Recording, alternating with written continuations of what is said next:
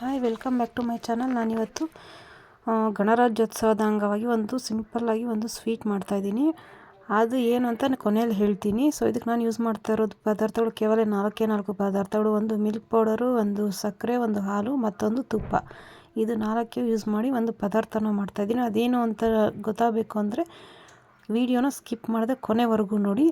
ಅದಕ್ಕೂ ಮುಂಚೆ ನಿಮ್ಗೇನಾದರೂ ಗೊತ್ತಾಯಿತು ಅಂದರೆ ಈ ತಿಂಡಿ ಯಾವುದು ಅಂತ ಹೇಳ್ಬಿಟ್ಟು ನಾನು ಕಮೆಂಟ್ ಮೂಲಕ ತಿಳಿಸಿ. ಫಸ್ಟು ನಾನು ಅದಕ್ಕೆ ಏನು ಮಾಡ್ತೀನಿ ಅಂದರೆ ಒಂದು ಪಾತ್ರೆನ ಕಾಯೋಕ್ಕಿಟ್ಟು ಅದಕ್ಕೆ ಸ್ವಲ್ಪ ಹಾಲು ಹಾಕ್ಬಿಟ್ಟು ಅದನ್ನು ಸ್ವಲ್ಪ ಚೆನ್ನಾಗಿ ಕಾಯಿಸ್ಕೋಬೇಕು, ಕೆನೆ ಬರೋ ತನಕ.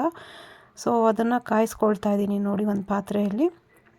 ಕಾಯಿಸ್ಕೊಂಡಿದ್ದಾದಮೇಲೆ ಏನು ಮಾಡಬೇಕು ಅಂತ ಹೇಳಿದ್ರೆ ಅಲ್ಲಿ ಜಾಸ್ತಿ ಕಾಯಿಸೋದು ಬೇಡ, ಲೈಟಾಗಿ ಸ್ವಲ್ಪ ಬಿಸಿ ಆಗೋ ಥರ ಕಾಯಿಸ್ಬೇಕು. ಯಾಕೆ ಅಂತ ನಾನು ಆಮೇಲೆ ಹೇಳ್ತೀನಿ. ಸೊ ನೋಡಿ, ಈ ಥರ ಕಾದಿದ್ದೆಲ್ಲ ಆದಮೇಲೆ ನಾನು ಇದಕ್ಕೆ ಮಿಲ್ಕ್ ಪೌಡರನ್ನು ಹಾಕ್ಕೊಳ್ತಾ ಇದ್ದೀನಿ. ನಾನಿಲ್ಲಿ ತೊಗೊಳ್ತಾ ಇರೋದು ನಂದಿನಿ ಮಿಲ್ಕ್ ಪೌಡರ್, ಅಂದರೆ ಕೆನೆ ಭರಿತ ಹಾಲಿನ ಪುಡಿ ಅಂತ ಹೇಳ್ತೀವಲ್ವ. ಸೊ ಅದನ್ನು ತೊಗೊಂಡಿದ್ದೀನಿ. ಸೊ ಅದನ್ನ ತೊಗೊಂಡು ನೀಟಾಗಿ ನನ್ನ ಕೈಯಲ್ಲಿ ಒಂದು ಸ್ವಲ್ಪನೂ ಗಡ್ಡೆ ಲಂಪೇನೂ ಇಲ್ಲದೆ ನೀಟಾಗಿ ಕೈಯಲ್ಲೇ ಕಲಿಸ್ಕೊಳ್ತಿದ್ದೀನಿ. ನೀವು ಬೇಕು ಅಂತ ಹೇಳಿದ್ರೆ ಅದು ಬೀಟರ್ ಇರುತ್ತಲ್ಲ, ಬೀಟರಿಂದ ಕೂಡ ನೀವು ಇದು ಮಾಡ್ಕೋಬೋದು. ಸೊ ನಾನು ಬೀಟರ್ ಯೂಸ್ ಮಾಡ್ತಾಯಿಲ್ಲ, ನಾನು ಕೈಯಲ್ಲೇ ಇದು ಮಾಡ್ಕೊಳ್ತೀನಿ. ಯಾಕಂದರೆ ಕೈಯಲ್ಲಿ ಮಾಡಿದ್ರೆ ಒಂದು ಚೂರು ನೀಟಾಗಿರೋಲ್ಲ ಮತ್ತು ನೈಸಾಗಿ ಬರುತ್ತೆ ಅಂತ ಹೇಳಿಬಿಟ್ಟು ಸೊ ಅದನ್ನು ಮಾಡ್ಕೊಳ್ತಿದ್ದೀನಿ. ಅದಾದಮೇಲೆ ಮತ್ತೆ ಸ್ಟವ್ ಅಂಟಿಸಿ ಇನ್ನೊಂದು ಪಾತ್ರೆಯಲ್ಲಿ ಸ್ವಲ್ಪ ಬಿಸಿ ಮಾಡೋಕ್ಕಿಟ್ಬಿಟ್ಟು ಪಾತ್ರೆ ಬಿಸಿ ಆದಮೇಲೆ ಸ್ವಲ್ಪ ಅದಕ್ಕೆ ತುಪ್ಪ ಹಾಕ್ಕೊಳ್ತಾ ಇದ್ದೀನಿ. ತುಪ್ಪ ಜಾಸ್ತಿ ಹಾಕೋದು ಬೇಡ ಇವಾಗ, ಆಮೇಲೆ ಸ್ವಲ್ಪನೇ ಹಾಕ್ಕೋಬೇಕಾಗುತ್ತೆ. ಸೊ ಜಸ್ಟ್ ನಾನು ದೊಡ್ಡ ಸ್ಪೂನಲ್ಲಿ 1-2 ಸ್ಪೂನ್ ತುಪ್ಪ ಹಾಕ್ಕೊಳ್ತಾ ಇದ್ದೀನಿ, ಗಟ್ಟಿ ತುಪ್ಪ. ನಾನು ಮನೇಲಿ ಮಾಡಿರೋ ತುಪ್ಪನೇ ಯೂಸ್ ಮಾಡ್ತಾಯಿದ್ದೀನಿ, ನೀವು ಯಾವ್ದು ಬೇಕಾದರೂ ಯೂಸ್ ಮಾಡ್ಕೋಬೋದು. ಸೊ ಇದು ತುಪ್ಪ ಬಿಸಿ ಆದಮೇಲೆ ಜಾಸ್ತಿ ಕಾಯಿಸೋದು ಬೇಡ, ಯಾಕಂದರೆ ತುಪ್ಪ ಮತ್ತು ಅದೇನಾದರೂ ಸೀದೋಗ್ಬಿಟ್ರೆ ತುಪ್ಪ ಸ್ಮೆಲ್ ಜಾಸ್ತಿ ಚೆನ್ನಾಗಿ ಬರೋದಿಲ್ಲ, ಅದಕ್ಕೋಸ್ಕರ. ಸೊ ತುಪ್ಪ ಅದು ಸ್ವಲ್ಪ ಬಿಸಿ ಆದಮೇಲೆ ನಾವೇನು ಮಿಕ್ಸ್ ಮಾಡ್ಕೊಂಡಿದ್ದೀವಲ್ಲ ಅದನ್ನು ಹಾಕಿ ಚೆನ್ನಾಗಿ ಕೈ ಬಿಡದೆ ಮತ್ತು ಅದನ್ನ ಮಿಕ್ಕಿರೋ ಪೌಡರ್ನು ಸ್ವಲ್ಪನೇ ಹಾಕ್ಕೊಂಡು ಅದನ್ನು ಅಷ್ಟೇ ಒಂಚೂರು ಲಂಪ್ಸ್ ಇಲ್ಲದೆ ಇರೋಂಗೆ ನೀಟಾಗಿ ಒಂದು ಸ್ಪೂನಲ್ಲಿ ನೀಟಾಗಿ ಕಲಿಸ್ಕೋಬೇಕು. ಇದು ತುಂಬ ಒಂಥರ ಫ್ಯಾಟ್ ಇರೋದ್ರಿಂದ, ಜಿಡ್ಡಿರೋದ್ರಿಂದ ಅದು ಬೇಗ ಅಂಟ್ತಾ ಇರುತ್ತೆ. ನೋಡಿಕೊಂಡು ಅದನ್ನು ಒಂಚೂರು ಲಂಪಿಲ್ಲದೆ ಇರೋಂಗೆ ತುಂಬಾ ಫುಲ್ಲು ಸಿಮ್ಮಲ್ಲಿ ಇಟ್ಬಿಟ್ಟು ಅದನ್ನು ಬಿಸಿ ಮಾಡ್ಕೋಬೇಕು. ಇಲ್ಲಾಂತ ಹೇಳಿದ್ರೆ ಅದು ತಿಂದರೆ ಮತ್ತು ಅದು ಹೊಟ್ಟೆನೋ ಬಂದ್ಬಿಡುತ್ತೆ. ಅದಕ್ಕೋಸ್ಕರನೇ ಕಡಿಮೆ ಊರಿನಲ್ಲೇ ಕೊನೆವರೆಗೂ ಇದು ಕಡಿಮೆ ಊರಿನಲ್ಲೇ ಫುಲ್ಲು ಸಿಮ್ಮಲ್ಲಿ ಇಟ್ಬಿಟ್ಟೆ ನಾವು ಇದನ್ನು ಮಾಡಬೇಕಾಗಿರೋದು, ಇದು ತಿಂಡಿ. ಸೊ ನೀವು ಕೂಡ ಅದೇ ಥರ ಟ್ರೈ ಮಾಡಿ. ಜಾಸ್ತಿ ಇಟ್ಟರೆ ಏನಾಗುತ್ತೆ ಅಂತ ಹೇಳಿದ್ರೆ ಅದೊಂಥರ ಕುದಿಯೋ ಥರ ಆಗಿಬಿಡುತ್ತೆ ಮತ್ತು ತಳ ಎಲ್ಲ ಅಂಟ್ಕೊಳ್ಳುತ್ತೆ ಮತ್ತು ಬೆಂದಿರಲ್ಲ. ಯಾವಾಗ ಬೇಯಲ್ವ ಆವಾಗ ಅದು ನಿಮ್ಗೆ ಹೊಟ್ಟೆನೋ ಬಂದುಬಿಡುತ್ತೆ. ಸೊ ಅದು ಆಗೋದು ಬೇಡ. ಅದಕ್ಕೋಸ್ಕರನೇ ಸಣ್ಣ ಊರಿನಲ್ಲಿ ನೀಟಾಗಿ ಚೆನ್ನಾಗಿ ಬೇಯಿಸ್ಕೊಳ್ಳೋಣ. ಸೊ ತುಂಬ ಚೆನ್ನಾಗಿ ಬರುತ್ತೆ ಇದು.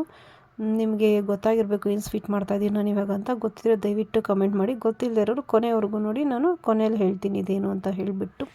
ಸೊ ನೋಡಿ, ಮಿಕ್ಕಿರೋ ಇದನ್ನೆಲ್ಲನೂ ಹಾಕ್ಕೊಂಡು ಒಂದು ಸ್ವಲ್ಪನೇ ಮಾಡ್ಕೊಳ್ತಾ ಇದ್ದೀನಿ. ಇದರ ಅಳತೆ ಬಂದು ಅರ್ಧ kg ಮಿಲ್ಕ್ ಪೌಡರ್ಗೆ ನಾನು 1/4 ಲೀಟ್ರು ಹಾಲು ತೊಗೊಂಡಿದ್ದೀನಿ. ಸೊ ಸಾಕು ಅಷ್ಟೇ. ನಿಮಗೆ ಹಾಲಿಗೆ ಜಾಸ್ತಿ ನೀರು ಹಾಕಿ ಮಿಕ್ಸ್ ಮಾಡಬೇಡಿ. ಸೊ ನೀರು ಹಾಕಿದ್ರೆ ಅದು ಟೇಸ್ಟ್ ಹೋಗ್ಬಿಡುತ್ತೆ, ಅದಕ್ಕೋಸ್ಕರ ಅಷ್ಟೇ. ನಾನೇನು ನೀರು ಹಾಕಿಲ್ಲ, ಬರೀ ಹಾಲು ಮತ್ತು ಮಿಲ್ಕ್ ಪೌಡರು ಹಾಕ್ಬಿಟ್ಟು. ನಿಮಗೆ ಬೇಕು ಅಂದರೆ ಶುಗರು ಪೌಡರ್ನ ತೊಗೊಳ್ಳಿ. ನಾನೇನು ಶುಗರ್ ಪೌಡರ್ ಮಾಡ್ಕೊಂಡಿಲ್ಲ, ಸೊ ನಾರ್ಮಲ್ ಶುಗರ್ನೇ ಹಾಕಿದ್ದೀನಿ. ಸೊ ನೋಡಿ, ಈ ಥರ ಕಾದು ಕಡಿಮೆ ಉರಿಯಲ್ಲಿ ಈ ಥರ ಕಲರೇ ಚೇಂಜ್ ಆಗುತ್ತೆ. ನೋಡಿ ಹೆಂಗೆ ಹಾಕಿದ್ದು ನಾವು, ಇವಾಗ ಹೆಂಗಿದೆ ಅಂತ ಹೇಳ್ಬಿಟ್ಟು. ಇವಾಗ ನೋಡಿ, ಒಂದು ಚೂರೂ ಲಂಪೇ ಇಲ್ಲ. ಸೊ ಇದೇನು ಅಂತ ಹೇಳಿದ್ರೆ ನೀವು ಕೈ ಬಿಡದೆ ಆಡಿಸ್ತಾನೇ ಇರಬೇಕು. ಸೊ ಇದೊಂದೇ ಇದಕ್ಕೆ ಏನೋ ಡಿಸಡ್ವಾಂಟೇಜ್ ಅಂತ ಹೇಳ್ಬೋದು. ಯಾಕಂದರೆ ಅಷ್ಟು ಕೈ ನೋವು ಬಂದುಬಿಡುತ್ತೆ. ಇದು ಮಾಡೋಕ್ಕೆ ಸ್ವಲ್ಪ ಟೈಮ್ ತೊಗೊಳುತ್ತೆ. ಸೊ ಹಿಂಗೆ ತಿರುಗಿಸಿ ನಮಗೆ ಕೈ ನೋವು ಬಂದುಬಿಡುತ್ತೆ. ಸೊ ನೋಡಿ, ಇದೊಂದು ಸ್ವಲ್ಪ ಗಟ್ಟಿ ಆದಮೇಲೆ ತಳ ಬಿಡ್ತಾಯಿದೆ ಅನ್ನುವಾಗ ಇನ್ನೊಂದು ಸ್ವಲ್ಪ ತುಪ್ಪ ಹಾಕ್ಕೊಂಡು ಮತ್ತೆ ಒಂದು ಸತಿ ಮಿಕ್ಸ್ ಮಾಡ್ಕೊಳ್ಳೋಣ. ನೋಡಿ, ಈ ಥರ ಗಟ್ಟಿ ಆಗ್ತಾ ಬರ್ತಾಯಿದೆ ನೋಡಿ. ಇವಾಗ ಒಂದು ಚೂರು ಲಂಪಿಲ್ಲ. ಸೊ ಗಟ್ಟಿ ಆಗ್ತಾ ಬರ್ತಾಯಿದೆ ನೋಡಿ. ನಾವು ಹಾಕಿದಾಗ ಎಷ್ಟು ನೀರು ಥರ ಇತ್ತಲ್ವ. ಸೊ ಇವಾಗ ನೀಟಾಗಿ ಗಟ್ಟಿಯಾಗಿದೆ. ಅದಾದಮೇಲೆ ಇವಾಗ ಏನು ಮಾಡಬೇಕು ಅಂದರೆ ಒಂದು ಸ್ವಲ್ಪ ನಿಮ್ಗೆ ಎಷ್ಟು ಸ್ವೀಟ್ ಬೇಕೋ ಅದ್ರ ನೋಡಿಕೊಂಡು ಒಂದು ಸ್ವಲ್ಪ ಸಕ್ಕರೆ ಹಾಕ್ಕೊಳ್ಳಿ. ಸೊ ನಾನು ಸ್ವಲ್ಪ ನಾರ್ಮಲಾಗೆ ಹಾಕ್ತಾಯಿದ್ದೀನಿ, ಜಾಸ್ತಿ ಸ್ವೀಟು ಹಾಕ್ತಾಯಿಲ್ಲ, ಜಾಸ್ತಿ ಕಡಿಮೆನೂ ಆಗ್ತಾಯಿಲ್ಲ. ಯಾಕಂದರೆ ಅದು ಜಾಸ್ತಿ ಕಡಿಮೆ ಆದರೂ ಚೆನ್ನಾಗಿರಲ್ಲ, ಜಾಸ್ತಿ ಸ್ವೀಟ್ ತಿಂದರೆ ಹೇಗೆ ತೊಳೆದ್ಬಿಡುತ್ತೆ ಅಂತ ಹೇಳ್ಬಿಟ್ಟು ನಾನು ಸ್ವಲ್ಪನೇ ಹಾಕ್ಕೊಂಡು ಮಿಕ್ಸ್ ಮಾಡ್ಕೊಂಡಿದ್ದೀನಿ. ಸೊ ಅದೇ ಟೈಮ್ಗೆ ಒಂದು ಸ್ವಲ್ಪ ತಟ್ಟೆಯಲ್ಲಿ ತುಪ್ಪನ ಹಾಕಿ ಸ್ವಲ್ಪ ಗ್ರೀಸ್ ಮಾಡ್ಕೊಳ್ಳಿ. ಅದು ಯಾಕಂದರೆ ತಟ್ಟೆಯಲ್ಲಿ ನಾವು ಇದು ಮಾಡೋದ್ರಿಂದ ಅದು ಚೆನ್ನಾಗಿ ಕಾಯಿಸಿ ಬೇಯಿಸಿದ್ಮೇಲೆ ಇಲ್ಲಿ ತಟ್ಟೆಯಲ್ಲಿ ಸ್ವಲ್ಪ ತುಪ್ಪ ಹಾಕ್ಕೊಂಡು ನೀಟಾಗಿ ಅದನ್ನು ಕೈಯಲ್ಲಿ ಸ್ಪ್ರೆಡ್ ಮಾಡ್ಕೊಳ್ತಾ ಇದ್ದೀನಿ. ಸ್ಪ್ರೆಡ್ ಮಾಡ್ಕೊಂಡಿದ್ದಾದಮೇಲೆ ನಾವೇನು ಇದು ಮಾಡಿದ್ದೀವಲ್ಲ ಬೇಯಿಸಿರೋದು, ಸೊ ಅದನ್ನು ತಟ್ಟೆಗೆ ಹಾಕ್ಕೊಂಡು ನೀಟಾಗಿ ಹರಡ್ಕೊಳ್ಳಿ. ಸೊ ಇವಾಗೇ ನಾನು ಇದಕ್ಕೆ ತುಪ್ಪ ಹಾಕಿಲ್ಲ, ಆವಾಗಲೇ ಹಾಕಿರೋ ತುಪ್ಪನೇ. ನೋಡಿ ಇದ್ರ ತಟ್ಟೆಗೆ ಮಾತ್ರ ಹಾಕಿದ್ದೀನಿ. ಇದೆಲ್ಲ ಹಾಕಿದ್ಮೇಲೆ ನೀಟಾಗಿ ಅದನ್ನು ಹರಡ್ಕೊಳ್ಬೇಕು. ತಗೊಂಡು ಅದನ್ನು ನೀಟಾಗಿ ಹರಡ್ಕೋಬೇಕು. ಸ್ವಲ್ಪ ಅಂಟ್ತಾ ಇರುತ್ತೆ, ನೋಡಿಕೊಂಡು ಅದನ್ನು ಹೆಂಗೆ ನೀಟಾಗಿ ಜಾಸ್ತಿ ಮಂದಕ್ಕೂ ಆಗಬಾರ್ದು, ಜಾಸ್ತಿ ತೆಳುವಾಗೂ ಬೇಡ, ಆ ಥರ ನೀಟಾಗಿ ಹಾಕಿ ತಟ್ಟೆ ತುಂಬ ಹರಡ್ಕೊಳ್ಳಿ. ಹರಡ್ಕೊಂಡು ನೀಟಾಗಿ ನೈಸಾಗಿ ಆಗುತ್ತೆ. ನಿಮಗೆ ಬೇಕು ಅಂದರೆ ಫ್ರಿಜ್ಜಲ್ಲಿ ಇಟ್ಕೊಳ್ಳಿ, ಸ್ವಲ್ಪ ಗಟ್ಟಿ ಬರುತ್ತೆ. ಇಲ್ಲ ಅಂತ ಹೇಳಿದ್ರೆ ನಾನು ಬೇಡ ಅಂತೇಳಿದ್ರೆ ನೀವು ಆಚೆನೇ ಇಡ್ಬೋದು. ಸೊ ನಾನೇನು ಫ್ರಿಜ್ಜಲ್ಲಿ ಇಟ್ಟಿಲ್ಲ, ನನಗೆ ಆಚೆನೇ ಇಟ್ಟು ಮಾಡಿದ್ದು. ಸೊ ನೋಡಿ ಈ ಥರನೇ. ಆಮೇಲೆ ನಿಮ್ಗೆ ಯಾವ ಶೇಪಲ್ಲಿ ಬೇಕೋ ಆ ಶೇಪಲ್ಲಿ ಕಟ್ ಮಾಡ್ಕೊಳ್ಳಿ. ಈಗ ಗೊತ್ತಾಗಿರಬೇಕಲ್ಲ ನಿಮ್ಗೆ ಇದೇನು ಅಡುಗೆ ಅಂತ. ಹೌದು ಫ್ರೆಂಡ್ಸ್, ಇದು ದೂದ್ ಪೇಡ ಅಂದರೆ ಹಾಲು ಕೋವ, ಹಾಲಿನ ಪುಡಿ ಯೂಸ್ ಮಾಡ್ಕೊಂಡು ಮಾಡಿರ್ತಕ್ಕಂಥ ಹಾಲು ಕೋವ. ಕೇವಲ 4 ಪದಾರ್ಥಗಳನ್ನ ಯೂಸ್ ಮಾಡಿ ನಾನು ಮಾಡಿರತಕ್ಕಂಥದ್ದು. ಸೊ ನನಗಂತೂ ತುಂಬಾ ಇಷ್ಟ ಆಯಿತು, ನನಗೆ ತುಂಬ ಚೆನ್ನಾಗೂ ಬಂತು. ಸೊ ನೀವು ಒಂದು ಸತಿ ಮನೇಲಿ ಟ್ರೈ ಮಾಡಿ, ನಿಮ್ಗೆ ಹೇಗೆ ಬಂತು ಅಂತ ಹೇಳಿ.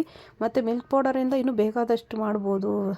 ಇದೇನು ಸಿಂಪಲ್ಲಾಗಿ ಅಡುಗೆಗಳು ತುಂಬಾ ಮಾಡ್ಬೋದು. ಸೊ ನಾನೆಲ್ಲ ಸಿಂಪಲ್ಲಾಗೆ ತೋರಿಸ್ತಾ ಇದ್ದೀನಿ. ಮಿಲ್ಕ್ ಪೌಡರಿಂದ ನಿಮ್ಗೆ ಏನಾದರೂ ಬೇರೆ ಥರ ಅಡುಗೆ ಏನಾದರೂ ಬೇಕು ಅಂದರೆ, ಡಿಶಸ್ ಏನಾದರೂ ಬೇಕು ಅಂದರೆ ನನಗೆ ಕಮೆಂಟ್ ಮೂಲಕ ತಿಳಿಸಿ. ನಾನು ಅದನ್ನು ನಿಮಗೆ ಮಾಡಿ ತೋರಿಸೋ ಪ್ರಯತ್ನ ಅಂತೂ ಮಾಡ್ತೀನಿ. ಯಾರ್ಯಾರು ಫಸ್ಟ್ ಟೈಮ್ ನನ್ನ ಚಾನಲ್ ನೋಡ್ತಾ ಇರೋ ದಯವಿಟ್ಟು ಸಬ್ಸ್ಕ್ರೈಬ್ ಮಾಡಿ. Thank you.